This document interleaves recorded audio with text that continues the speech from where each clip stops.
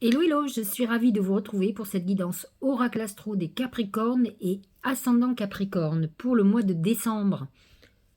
Le mois de décembre est un mois très important pour vous puisqu'il va démarrer votre saison. Fin décembre certes, mais malgré tout, c'est la clôture pour vous de votre année, j'allais dire solaire, et le démarrage de la nouvelle. Alors tant que vous aurez toutes les planètes en Sagittaire, et Dieu sait s'il va y en avoir, le Soleil, Mercure en partie sur le mois de décembre, Mars qui est en Sagittaire, Vénus qui va démarrer le côté Sagittaire à la fin du mois, ces planètes vont se positionner dans votre maison 12, qui est votre maison, j'allais dire sombre. C'est la maison qui vous amène au repli sur vous, à faire le bilan de votre année.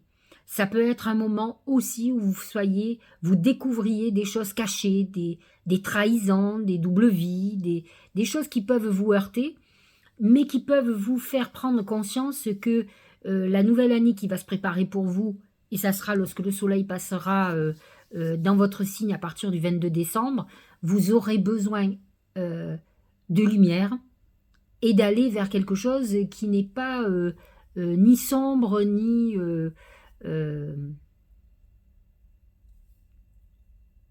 aucune trahison. C'est un rejet de tout ce qui est dissimulé, de tout ce qui n'est pas vrai. Vous aurez besoin d'aller vers quelque chose qui est pragmatique, qui est clair, c'est dans votre nature, et les faux semblants, c'est pas votre truc. Donc c'est vrai que vous pouvez avoir cette période du Sagittaire, malgré que les énergies du Sagittaire soient des énergies d'élan, vous pouvez souffrir de que cet élan soit cloisonné, emprisonné dans cette maison 12 et qui fasse que vous êtes un peu dans les starting blocks, mais qu'un certain nombre de choses bloquent votre avancée. Vous pouvez vous sentir un peu dans l'immobilisme, bloqué par des révélations, par des choses qui sont là pour entraver votre chemin. Mais ce n'est pas une entrave au hasard, c'est une entrave que vous devez voir pour pouvoir les régler. Et pour pouvoir vous libérer de ça, pour démarrer cette nouvelle année. Vous devez laisser derrière vous ce qui justement peut-être est un boulet au pied depuis un certain temps et qui fait que ça ralentit votre progression ou qui l'arrête complètement, qui peut vous détourner de vos objectifs et Dieu sait s'il en faut pour vous détourner. Lorsque le soleil va passer en votre signe, ça va aller beaucoup mieux. Vous allez sentir qu'il y a un élan vers l'avant, vous pouvez sentir que vous avancez. Alors il faut comprendre une chose, c'est que par exemple Mercure, qui est quand même la planète de la communication, des contrats, va être en rétrogradation. Elle va transiter entre le signe du Sagittaire et votre signe. Alors elle est en Sagittaire le 1er décembre, puis elle passe bien sûr dans votre signe entre le 2 et le 23 décembre. Elle ne va pas rester, elle ne va pas aller sur des hauts degrés, elle va se cantonner entre 1, 2, 3 degrés, parce que rapidement, déjà, le 14 décembre, elle va rétrograder, donc elle va redescendre en degrés, justement, dans des degrés très bas, et à partir du 24, elle repasse en Sagittaire jusqu'à la fin du mois.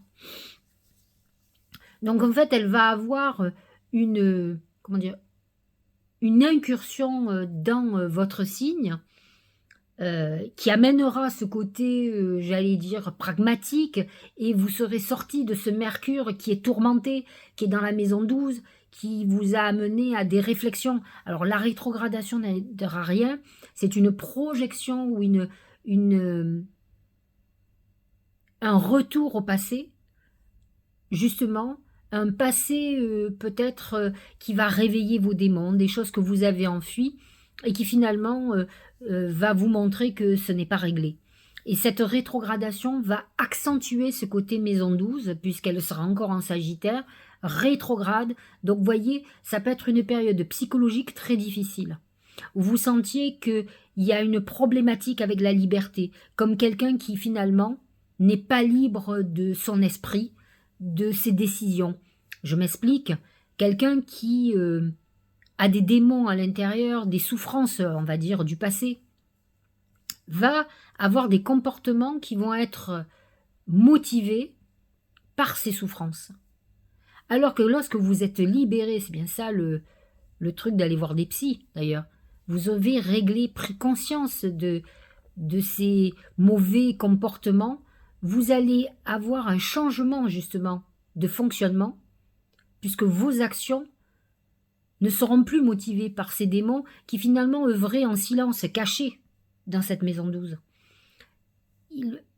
La prise de conscience va faire que vous allez comprendre de suite peut-être l'impulsion d'un comportement motivé par des souffrances, des peurs, des angoisses du passé, la peur de l'abandon, je pourrais vous en citer plein, des problématiques du passé. Et en fait, vous allez vous ressaisir. Vous allez comprendre que vous allez réagir de telle manière à cause de ça, et vous pourrez modifier. Et en fait, c'est ce qui va se passer dans la rétrogradation. Vous allez replonger dans quelque chose qui vous fait souffrir. Et c'est le bon moment pour faire des prises de conscience et pour éliminer tout ça, pour pouvoir avancer de façon intéressante. Alors Pluton est toujours dans votre signe, bien sûr. Il est entre 28 et 29 degrés. C'est bientôt la fin. Vous allez être bientôt libéré. Normalement, c'est en janvier-février. Où Pluton va vous quitter votre signe définitivement. Il aura fait son travail de deuil.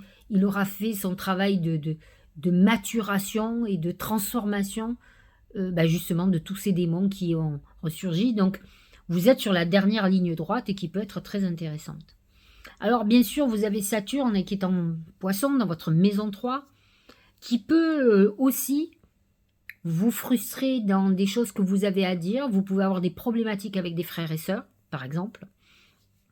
Peut-être un problème d'autorité ou un problème, vous savez, les droits d'aînesse parfois qui sont dans l'esprit de l'un et pas dans l'esprit de l'autre. Vous pouvez vous sentir bloqué à cause d'un frère et une sœur, de ne pas pouvoir faire ce que vous voulez. En tout cas, vous pouvez avoir une problématique avec quelqu'un de votre entourage, un voisin, des personnes avec qui vous êtes obligé d'échanger. Il faut faire très attention aux quiproquos et aux trahisons à cause de Neptune, bien sûr. Saturne, lui, va restructurer, va replacer les choses et peut-être vous obliger à affronter peut-être quelqu'un de votre famille, comme un frère ou une sœur. Le nœud nord est dans votre maison 4, donc il y a obligatoirement quelque chose de un peu karmique dans cette période qui va toucher le côté familial, peut-être un conflit qui est pour le moment enfoui, mais qui peut ressurgir, où il va y avoir peut-être des choses, des comptes à régler. Ce qui est très intéressant, c'est ce Jupiter en Taureau, qui est dans votre maison 5, qui est la maison... Alors, c'est un bon moment pour les Capricornes et la Capricorne pour faire un bébé, par exemple, pour la créativité, pour créer une société, pour créer quelque chose d'artistique, pour l'amour, pour rencontrer une histoire avec qui on va s'engager, pour plaisir, pour le plaisir. Faites attention aux excès, parce qu'en Taureau, on est toujours dans les excès de plaisir aussi. Mais c'est aussi la maison de la chance, donc Jupiter en Taureau ne peut que vous amener de l'abondance, des coups de chance. Enfin, en tout cas, vous ne vous sentirez absolument pas oublié de l'univers. Ça, c'est sûr. Donc, vous aurez des coups de chance. Uranus est déjà positionné dans cette maison et peut justement vous amener des coups de bol du jour au lendemain. Faites attention aussi à ceux et celles, et surtout qui peuvent tomber enceintes par accident. Uranus amène une surprise au niveau de l'enfantement. Vénus en Balance est positionnée dans votre maison 10, du 1er au 4 décembre. Elle va amener quand même soit une rencontre de quelqu'un qui est votre patron ou votre patronne, que vous rencontrez par le boulot, soit cette Vénus va vous amener quand même à fructifier tout ce qui est professionnel, à aller vers vos désirs ambitieux, et donc c'est un bon placement.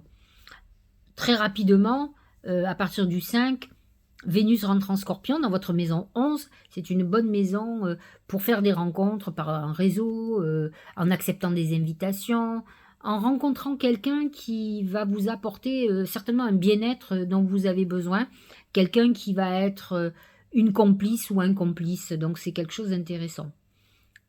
Très peu, Vénus va être en Sagittaire, et donc ce sera à partir du 30 décembre, vous n'aurez pas beaucoup d'aspects, mais elle rentrera dans sa zone d'ombre, où là, effectivement, on peut entamer une histoire qui peut être cachée, mais on peut aussi subir une double vie, quelque chose qui n'a pas été très sincère. On est dans quelque chose où quelqu'un, sentimentalement, peut vous faire amener à réfléchir à beaucoup de choses, à faire presque votre psychanalyse. Alors nous avons une pleine lune le 27 novembre qui est à 4 degrés du Gémeaux.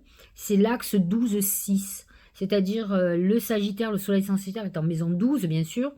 Et le Gémeaux dans votre maison 6. C'est l'axe de la santé fondamentalement. Donc à vous de voir ce que cette période autour du 27 novembre va révéler au niveau de votre santé et de vos obligations. Peut-être est-ce un souci pour vous, hein, ou est-ce quelqu'un de proche qui a un problème de santé qui vous amènerait à avoir des obligations, à être monopolisé pour vous occuper de cette personne. Il va y avoir une nouvelle lune en Sagittaire, donc toujours dans votre maison 12, le 12 décembre. Elle sera à 20 degrés du Sagittaire. C'est un peu la clôture de la saison, puisque le 23, enfin même 22, le soleil passe dans votre signe. Donc en fait, vous clôturez. Malgré qu'une nouvelle lune soit un début, mais c'est peut-être un moment de faire vos vœux pour la nouvelle année. Pour le moment où le soleil va passer dans votre signe, c'est une bonne période pour le faire. Pleine lune en Cancer, soleil dans votre signe le 27 décembre, lune en Cancer, c'est l'axe 1-7, c'est l'axe de votre image et l'image qu'ont les autres de vous.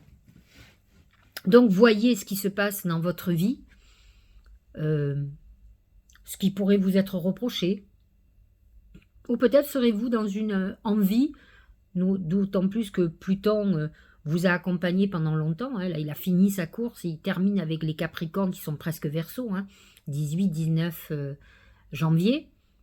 Et c'est vrai que ça vous a amené à vous transformer physiquement, alors pas obligatoirement en bien, certains ont peut-être pris du poids, ont eu des problématiques, et d'autres ont travaillé pour leur image. Et donc vous êtes plutôt dans cette phase-là, où vous allez travailler pour votre image, pour être en paix avec vous, et en accord peut-être avec l'image des autres, ou pour vous donner une autre image de vous-même. Voilà au niveau de l'astrologie. On va regarder ce que les oracles disent, et on va commencer avec l'oracle magique du mar de café. Pour ce mois-ci, c'est le brouillard. Donc vous pouvez aussi, alors bien sûr, avec toutes les planètes en maison 12, on est dans le brouillard. En plus, la maison 12, c'est la maison du poisson. Vous êtes dans une période où on est dans la confusion, où on ne sait pas trop ce que l'année va nous réserver. Alors c'est ennuyeux parce que en fait, plutôt que de sombrer dans la confusion, la peur, l'angoisse d'un moment un peu sombre où on est replongé dans certaines profondeurs de notre âme, il est très important de réfléchir à ce qu'on veut pour l'avenir. Après, vous verrez, c'est à vous à œuvrer pour aller dans ce sens. Mais fondamentalement, c'est ça. Alors certains seront plutôt dans la peur de cet inconnu et seront tourmentés aussi. Alors attention, le brouillard parle aussi de mensonges, mais effectivement, cette maison 12 correspond aussi à la maison des mensonges, des secrets, des trahisons. Vous pourriez être confronté à une problématique de mensonge, de trahison, qui vous déstabilise. Mais par contre, je trouve que c'est parfois la découverte de trahison peut vous permettre d'avancer, et c'est certainement une très bonne chose pour vous. Donc, à vous de voir et de ne pas sombrer dans la dépression pour rien. L'oracle du Tao, c'est mordre à travers. Vous voyez ce beau dragon-là qu'il y a. Accomplissement d'action décisive, rétablissement de l'ordre, usage sensé de la force, justice, dévouement tenace à la tâche. Dans tous les cas, je trouve que ce dragon, il correspond beaucoup au Bélier et au Capricorne, dans sa détermination. Alors, certains vont sombrer dans le désespoir, d'autres vont faire ce travail psychologique naturel sans avoir peur de l'avenir, et justement à préparer son action, et c'est ce qu'on vous demande. On ne vous demande pas de baisser les bras, on vous demande encore de vous battre ou de préparer l'après, sans avoir peur. Après tout, vous qui avez besoin d'avoir toujours le pouvoir, c'est le moment ou jamais de saisir à bras-le-corps votre destinée et d'avancer. Regardez, c'est le pont du futur. C'est exactement ça. Cette phase dans la maison 12, c'est la transition entre votre passé et votre avenir. Donc on est bien dans ce pont du futur. À vous de traverser comme il faut, à laisser derrière tout ce que vous voulez laisser derrière, une bonne fois pour toutes. Il ne faut pas que chaque année ça revienne. Regardez, écoutez plutôt. Envisagez le meilleur, imprégnez-vous de cette idée avec ardeur, elle aura tendance à devenir réalité. C'est exactement ce que je vous expliquais avec le dragon. Il va falloir que vous vous imprégniez de ce que vous désirez pour cet avenir, pour cette nouvelle année. Où vous voulez aller? Quels sont vos objectifs? Bien sûr qu'il va falloir que vous réfléchissiez à ce passé, que vous soyez conscient si vous avez des choses qui remontent du passé, mais il va falloir que vous les régliez une bonne fois pour toutes, parce que finalement, c'est un problème, ça vous empêche certainement de réaliser tout ce que vous désirez, ou en tout cas, ça ne vous empêche d'être à 100% de votre capacité. Donc à vous de vous libérer de tout ça, et réellement de vous projeter dans ce que vous désirez, et c'est ce que vous dit, que ce passage-là doit être utilisé à ça. C'est le pont entre le passé et votre avenir, à vous de l'user le mieux possible. Dernier message, c'est s'écouter. Au fond de toi, de ton être, de ton âme, tu sais. Ça, c'est l'intuition. Tu sais ce qui est juste pour toi, tu sais ce qui est bon pour toi, tu sais quel chemin emprunter.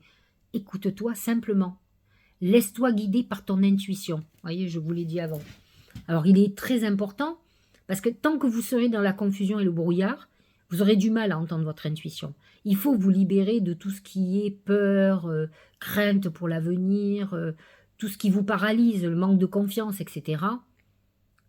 Vous avez toutes les capacités pour réaliser tout ce que vous voulez, mais il faut que vous soyez déterminé, que vous sachiez où vous voulez aller. Donc il faut sortir de tout ça, et en plus, votre intuition va vous guider, vous verrez, c'est sûr. Alors, nous allons regarder quand même thème par thème. Alors, on va commencer avec l'oracle marc de café, enfin, magique du marc de café. Là, c'est le travail et l'argent. Qu'est-ce que ça nous dit? C'est la colombe.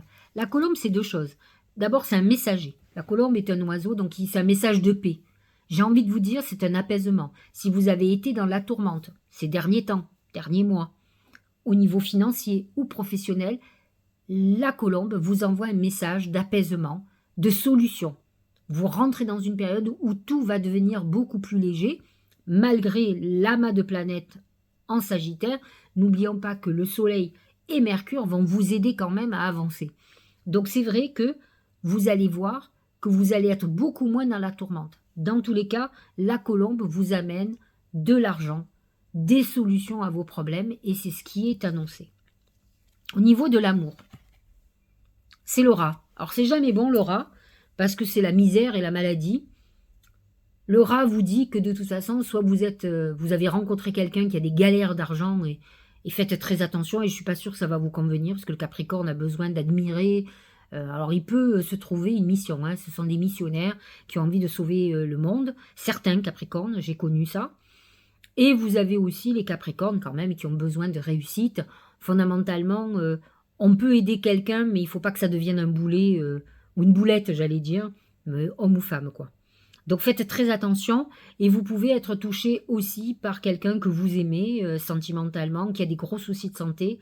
Donc ça peut être l'obligation à un moment donné. Je vous ai dit qu'il y avait un axe 12-6 qui est l'axe de santé, qui va être sur la pleine lune du 27 novembre. Et vous pouvez aussi avoir quelqu'un auquel vous tenez, amoureusement parlant, qui traverse une épreuve au niveau de la santé. Dans tous les cas, c'est pas la période idéale sentimentalement, on n'est pas dans un truc extraordinaire. Vénus en Scorpion est pourtant favorable pour vous, peut vous amener une rencontre, mais ça peut être quelque chose de destructeur ou quelqu'un justement qui est problématique. Donc on n'est pas dans un mois idéal, malgré que Jupiter en Taureau soit favorable. Mais d'autres planètes sont un peu contradictoires avec une période idéale.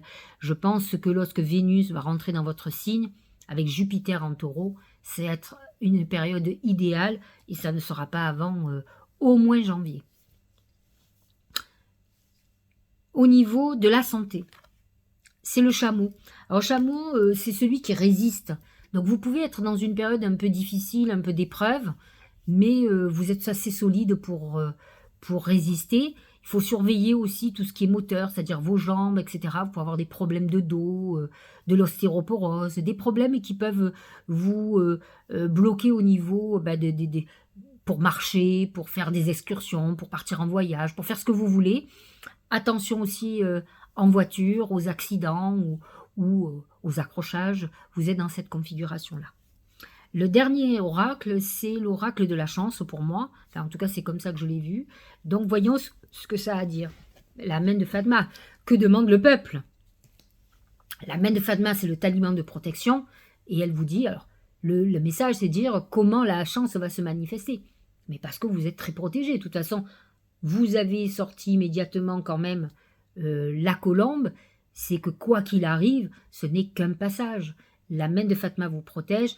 Donc, vous pouvez aussi ce mois-ci avoir des coups de bol. Mais je vous l'ai dit, Jupiter est en taureau. Donc, peut vous réserver des surprises. Surtout que Uranus est en taureau aussi. Donc, les surprises peuvent arriver à n'importe quel moment. Même quand on a mal démarré le mois, ça n'a absolument rien à voir. Voilà, j'espère que cette guidance vous aura éclairé. Je vous souhaite un bon anniversaire en avance, puisque ça sera à partir du 22 décembre. Célébrez bien cette année, cette fin d'année, parce que Pluton vous quitte. Et ça, vous allez souffler, ça va être super. Pluton va se caler dans votre maison 2 à partir du début d'année. Et là, c'est une transformation dans vos finances, ça peut être un héritage, ça peut être beaucoup de choses donc qui vont arriver, qui vont peut-être changer la donne, comme vous pouvez complètement vendre des biens, acheter, enfin vous allez modifier tous vos patrimoines et avancer. Je vous embrasse et je vous dis à bientôt.